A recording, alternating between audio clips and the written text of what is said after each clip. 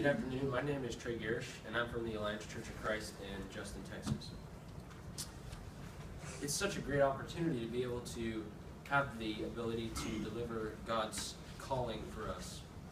And in the 3rd chapter of Exodus, we contemplated Moses in Midian and pondered the significance of God appearing to him in the burning bush. It was there that Moses received his call and commission to act as God's favorite instrument in delivering his people from their hard bondage.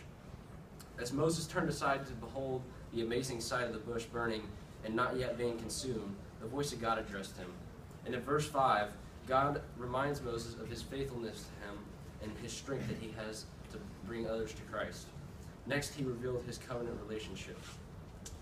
In Exodus chapter 3, verses 7 through 10, the Lord said, "I have indeed seen the mystery of my people in Egypt. I have heard them crying out because of their slave drivers, and I am concerned about their suffering. So I have come down to rescue them from the hand of the Egyptians and to bring them up out of the land into a good spacious land, and a land flowing with milk and honey, the home of the Canaanites, Hittites, Amorites, Perizzites, Hivites, and Jebusites. And now the cry of the Israelites has reached me, and I have seen the way of the Egyptians oppressing them. So now go, I am sending you to Pharaoh to bring my people, the Israelites, out of Egypt." God brings basic instruction to Moses that he is the one that can bring those to the land of milk and honey, into the promised land. And God chose Moses to bring the redemption to his people, and God specifically chose Moses to lead the Israelites to captivity in Egypt to salvation in the promised land. Moses' role in the New Testament is a type and shadow of the role Jesus plays in the New Testament. As Christians, we are called to worship God and called to attend church and also to lead. Today in our world, this instruction by God is sent to us desperately. We live in a sinful world that needs recovering, and as Christians, we are to bring as many people to Christ as we can and spread the word, so that we may all bring one another to the promised land.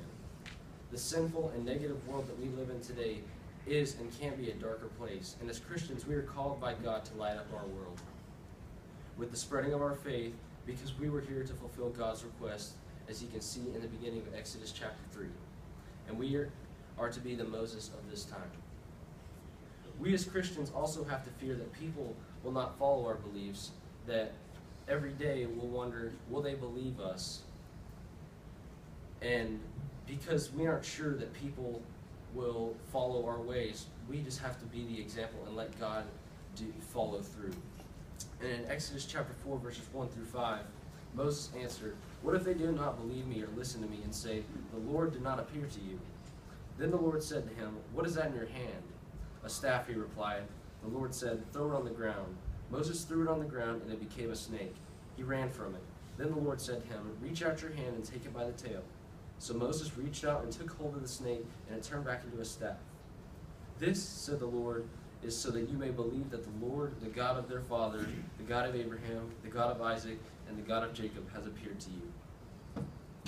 You see, Christians today, it's our job to perform a task like Moses, to deliver a positive impact from being called by God to perform the commands he gives to us, to bring people to Christ and to be God's servant.